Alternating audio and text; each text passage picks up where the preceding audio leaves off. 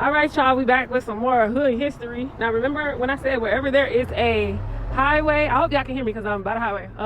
Wherever there is a highway or a random monument, that there was probably a thriving black community. I showed y'all Rondo neighborhood in St. Paul, Minnesota. Now I'm about to show you what was once what they sometimes refer to as like a little black Wall Street of South Minneapolis. So where they built Highway 35 was once, I think they said 82% of the black people who lived in Minneapolis stayed in this place where they ended up bulldozing to build the highway. So yeah, this is I-35W, South Minneapolis, where without any warning or vote or anything from the residents, they kicked these people out of their homes, closed down businesses, and ended up building a freaking highway over one of the most, I think actually the most thriving black community in Minneapolis. So Rondo was the one in St. Paul. This was the one in Minneapolis. Don't quote me, but this was all okayed by a national, what did they call it? The National Highway Act or something like that, which ended up affecting over 1 million communities, including Rondo and South Minneapolis.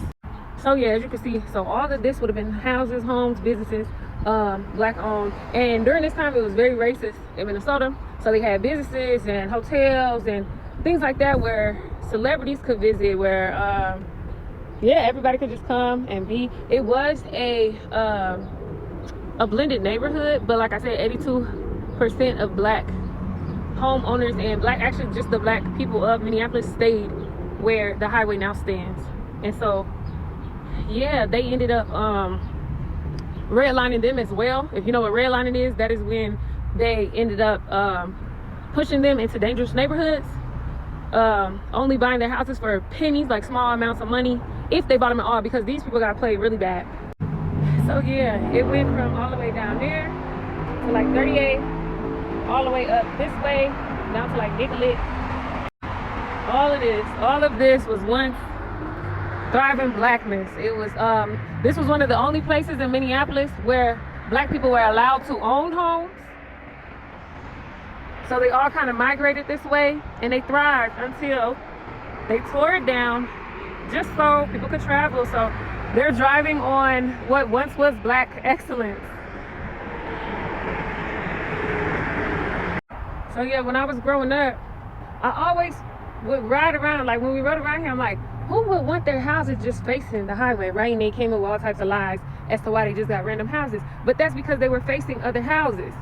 They were facing a community. And then they cut down on the middle of it, and then that's when they began segregating. So basically they moved, like once they cut off the middle here to place the highway and divided and took them from over there, they started moving them to like racist places where they would get harassed. They started moving them to like places that didn't benefit them, and so on and so forth. And then it really separated them, because businesses that was on the other side that were black owned, of course they would perish because they didn't have the support from their people. And again, you separate families. But yeah, this is Minnesota history. So people who think that Minnesota's all peachy or that it was all just white, it had many thriving black communities at one point in time. The north side in certain areas are still predominantly black, but as far as thriving, no, we don't have a lot of black owned things. We don't have a lot of things like that. And they'll make it as if we never did. But when you do the research, you'll find out that they just put highways on top of them, because they did the same thing around St. Paul. They did the same thing over north on Olsen Memorial. I'll talk about that later. And then they did the same thing in Minneapolis. So they just went to where all of the thriving black people were in. So again, they act like we never had anything, but this is what the neighborhood looks like now. And this is what they would treat us like we are interfering with, as if they didn't build a highway on top of us and then take these homes from us so that they could do this, whatever this is.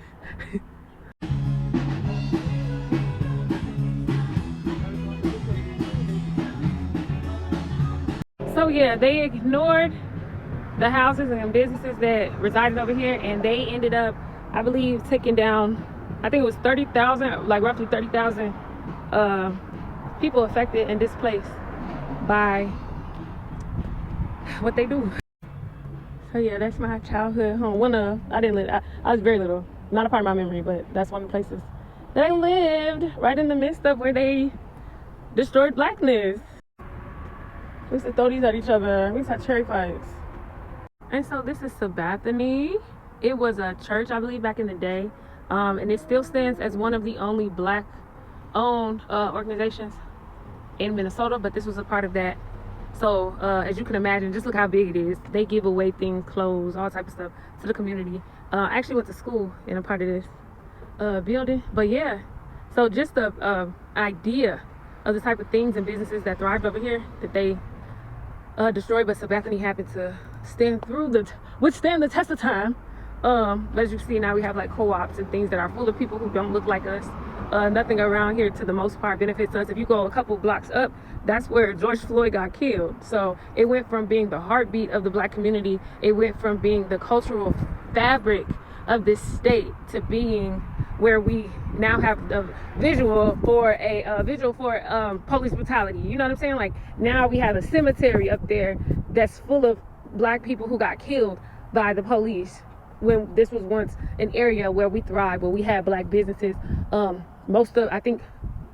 want to say they said about 80% out of the 82 of the black people that stayed over here owned their homes, because this was one of the only areas where black people could own homes and businesses. So yeah, I'm telling you, where there's a freeway, where there's a monument, there was once a black community. Where they are the most comfortable, where they thrive is what they stole from us. That's what I've noticed. Whatever you can look at, wherever they are the most comfortable now, is a place that they took from us. So there was once all black children, all black people living and being here. I told you, it's so disheartening. Like, I get so overwhelmed with these stories, but this is just the stuff from my community. I would love for y'all to just go through and see the things you may have not known about your own. So I'm definitely probably gonna pour one out over here for the once heartbeat of the black community. Yeah, and I'm gonna just take it in. Like I said, I went to school up here, I lived in the house down there. I used to hang out up here, my friends lived over there. This is my neighborhood, and I never knew that. I never knew the history of that either, so I'm learning something. Each one teach one. All right, I'm gonna pour one up right here by Sabathani, since it withstood the test of time. To the thriving community, one of many that they stole from us.